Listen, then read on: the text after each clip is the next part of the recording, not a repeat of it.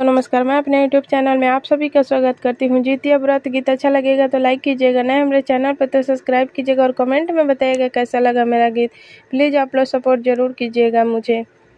हाथवा में ले ली सासू लोटा दतुआनिया चली रे भैली ना।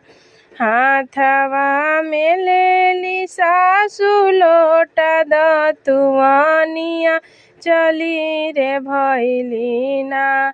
सासू गंगाया स्नानमा चली रे भैली ना। सासू गंगाया स्नानमा चली रे भैली ना। रउआ त जाइब सासू गंगाया स्नानमा कि हम करबना।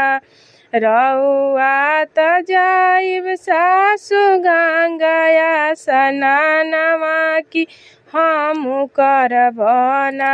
सासू जितिया बरतिया कि हम करबना। सासू जितिया बरतिया कि हम करबना।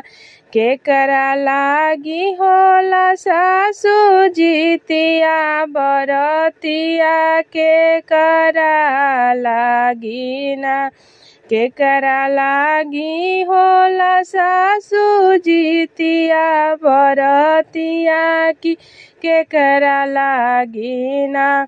होला गंगाया स्नानमा कि केकरा लागी ना। होला गंगाया स्नानमा कि केकरा लागी ना।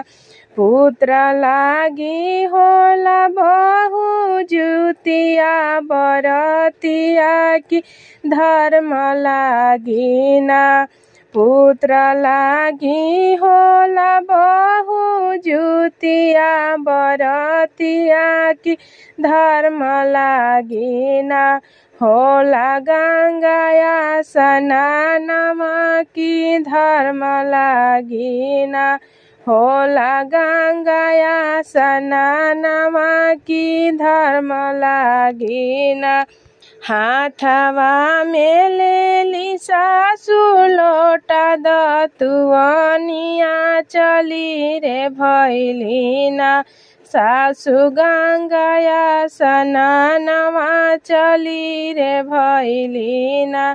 सासू गंगाया स्नानमा चली रे भैली ना। हमहु त करब सासू जुतिया बरतिया हमरो बारे ना। हमहु त करब सासू जुतिया बरतिया कि हमरा बारे ना। सासू पुतवा से धियावा कि हमरा बारे ना। सासू पुतवा से धियावा कि हमरा बारे ना। उनकर होई है सासू लमहर उमिरिया खेलत रही है ना।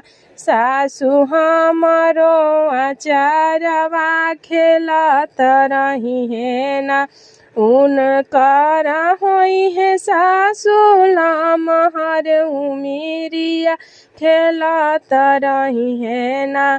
सासू हमरो आचारवा खेलत रही है ना। सासू हमरो आचारवा खेलत रही है ना।